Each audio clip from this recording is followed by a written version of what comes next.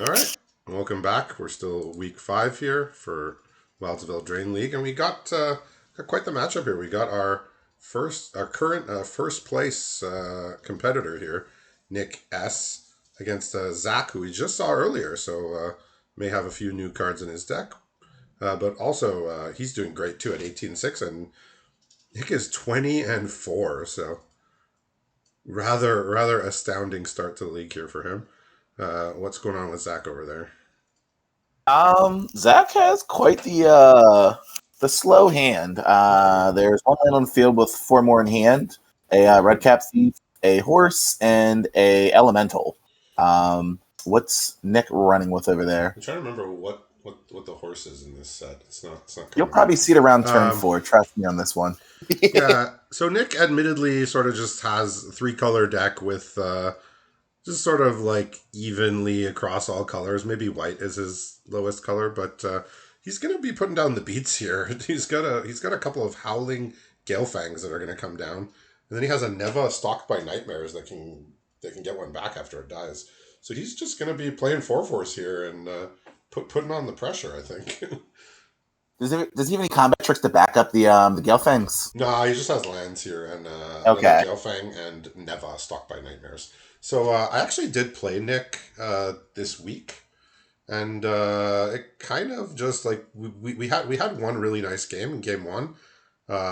He leveraged his Sunfall to take over the game, and then game two and game three we both each got horribly mana slash color screwed. So we didn't get to do very much in those games, but we did have one nice game, and yeah, he's stuck with Woe here, and or no, he does have some mom cards if I recall, with the Sunfall and but with only 4 losses, and I don't think he's taken all mom packs, so he sort of just has a smattering of some mom cards. But yeah, he's just playing Abzan, just play big stuff, recur them, get some 2-for-1s, I think, and get late in the game. But we got a pretty nice one here from Zach and Imidane's Recruiter. Yeah, he just ripped that right off the top. Having that treasure to be able to cast aside. His hand's kind of looking cleaner and cleaner. Yeah. He drew Taken by Nightmares about 2 turns ago, and he just drew Lord Skitter's.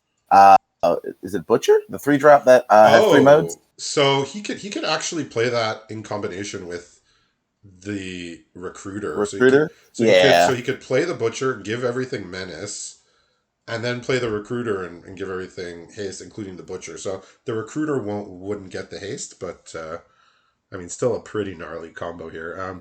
Nick has drawn only lands since the last update of his hand. So he has Neva stalked by nightmares, 4 mana 2/2 that gets back a creature enchantment. So currently it does nothing, and 2 lands. So a nice start here, at least an assertive beginning with the 4/4s, but unfortunately nothing to back it up to get through. You want to see what line Zach wants to go for. It seems he might go in this more aggressive game plan. He's looking at the Menace option. I mean, this is just a ridiculous amount of damage that can only one creature can get blocked here.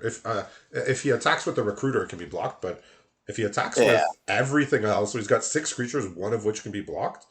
That's almost death right here. That's what, 14 damage? 14 damage I'm counting up. That seems pretty good. That's a combo. I have not actually seen those 2 cards combined, but yikes. Yikes is what I have to say. And I don't know if he had a Lord Skitter's Butcher before, but I know he definitely opened one in that last pack after the loss earlier. So that's the only one he's definitely putting it to use, kind of like taking the grease off the wheel real quick, breaking it in quite well. Yeah, and he also opened another uncommon that might have made his deck. I forget the name, but it's the black 2/2 with the red adventure, the uncommon. I can say I find it interesting that Nick is choosing to not double block the Menacer. I mean, he gets to keep both his creatures. It's like he can fashion an attacker. He's drawn another land here. Yeah, I believe this game will just end next turn. Don't see a way out here. I mean, he's taken by Nightmare to deal with the other one, Zach and then from there, Zach is not obligated to block, or really shouldn't feel like he needs to. Yeah. If Nick would have drawn his Sunfall here, we'd be talking about something different. But forest off the top is not where it's at. Interesting. Well, Zach Huh. says maybe there is a board wipe. He said maybe let me play as if maybe there is a board wipe. I don't know if he's scouted Nick's pool or anything, but something like a Sunfall definitely stands out if he were to go look at his pool.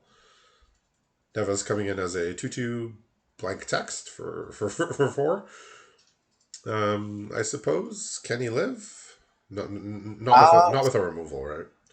Yeah, he has taken by nightmares, and I Yeah. think he's on the math right now. So that would leave 3 blockers. So let's say Yeah. 2, 2, and 2. And the That menace leaves will 3, get 4, 5, through. 6. Yeah. Yeah, it's gonna be more than enough here. I mean, maybe he respects some sort of instant from Nick, but as soon as he puts something on the stack, he'll probably notice that he does not have priority. Nick is scanning through his emotes here, deciding if he wants to use any. He's mousing over my personal favorite, Gnarlid's Follow, but he's opting to not emote. Oh, no, Seems there it Zach is is. taking There my it approach is. here. Where mana flows, the Gnarlid's follow. Mana has Yeah, we're seeing red flowed. flag, the red flag thing. Tap sideways, you know? Mana has definitely flowed for him. It just flowed. It overflowed, unfortunately. Yeah. So, like I was saying, his mana base is is a bit of a nail biter here. 7 plains, 5 swamp, 9 forest, crystal grotto, and evolving wilds. So a 9/5/7 and a grotto and evolving wilds. So to your point earlier about the Lord Skitters, this is his second one, so he has Ooh, 2 of them now. very nice. He did just message saying that he was a little worried about that sunfall. Yeah. So black seems to be Nick's lowest color. He's just using it for like a smattering of removal and the gold card, but he also has like Barrow Naughties and stuff. So he's really just all over the place. He does have 3 Brave the Wilds that sort of makes that mana a little less harrowing. Like colors was definitely not the issue for him, right? This game he got all his colors in line quite early. Yeah. It really was just the flood and then that onslaught out of nowhere. Um, I mean, the Imadane's recruiter you could see coming, but not the menace. That is just that was just a brutal way to to It's a take over 1-2 the game. punch. It's funny because Zach is still leaving a bit of fat out from the deck. I saw a Sweet Tooth Witch in the sideboard, a Flick a Coin in the sideboard. I want to say one other pretty decent card. I mean, and he's still just getting it done. So yeah, I'm He does have a thinking third Hopeless Nightmare, so he likes it, but not that much to play like 3. obviously I don't see Nick's whole pool, but I'm thinking like his green white looks pretty good like on its own. You could probably at some point shave off the black, but with only 4 losses in, and the deck's been working, why not? But most of his powerful cards are in green and white, particularly the Sunfall, the Boonbringer Valkyrie, another complete bomb. Yeah, 12-4. If well, I guess no matter what happens, Nick will come out of week 6 still alive, correct? Oh yeah, he's guaranteed. The worst he could do is lose the rest and be at 2010. Yeah, 20-4. I said 12. It's 20-4. So this is the last game for the week. Even if he Yeah, loses every match next week, he would still be alive with one game still left. yeah. So It's he's got to be a great gone. feeling going into week 6. He did say he's gone 4-1 every week, and he's 4-0 this week. So he did say he's due for a loss. But He called what's it out. what's going on in Zach's hand over there? We got 2 more lands in hand with 1 more land drawn for turn. Lord Skitter's Butcher probably going to poop out a rat here. A cut-in High Fey Negotiator and the Hearth Elemental to regas up the hand. So he does not. Nick does not have a land here to follow up, but he at least can get rid of this butcher and start putting the pressure on. Tough Cookie next turn can grow that Archivist if it's still in play, but No, it's going to go. Archivists are sort of just they're removal magnets, right? Yeah. Like you gotta protect it. I mean, if I can draw like 1 card off of it and then it dies, I can sort of be satisfied. But without an enchantment in hand, he did not get to do that. We just have Tough Cookie here, which is just a really solid 2-drop. Yeah, I really do like the way High Fade Negotiator works with their survivor rolls. Because, I mean, like, you can get your value out of it, and then after it's at 4, Oh, the young hero. get rid of it. Yeah, the Young Hero roll, Yeah. yes. He did draw a Conceited Witch for the turn, so it looks like he might just use it. I would assume on the pack, maybe on the Yeah. 1/1 though. What I also like about the young hero is that, um, you got your creature up to a 3/3. Now you can just replace the roll on it if you want, and it's going to permanently get +1/+1. Like Yeah, if you wanted to, that's also an option. So Conceited Witch. Yeah, here's a Gale Fang that can come down. So the rest of Nick's hand is no. He has a Stormkeld Vanguard, which is that 6/7 with adventure, and he has a Gingerbread Hunter, which is also an adventure card. So some nice adventure cards here, but Zach's gonna put on the pressure as his deck is meant to do. And we got yeah. a He said we're four sending the drop aggro that's plan. that's trading for a rat. Look at that. I I mean, assume here we're probably trying to high fade negotiator. gotta do what you gotta do, but you hate to trade your four drop for a rat token. Yeah. Yeah, Happy Negotiator is going to continue to put the pressure on. And Nick, I mean, he's drawn a Sunfall here. He's just one white source away from casting it with the Scarecrow guide, but he's under big time pressure here. We'll have to see if he can get a chance to use that to kind of turn this game around. I mean, all Zach has right now is just the Witch on it adventure and the Elemental still in I hand. mean, that's still pretty Could good. draw something. That's Yeah. still pretty good. Did draw a Mary Bards for the turn. Okay, what else does he have there? Just the Elemental still in hand. Okay, that's a good last card to have. Yeah. Yeah, one thing I noticed about Zach's deck is just like, you know, he gets to 5 or 6 mana and he can just do so much, and he just has so many good plays. And those elementals are just such a good curve topper in this deck.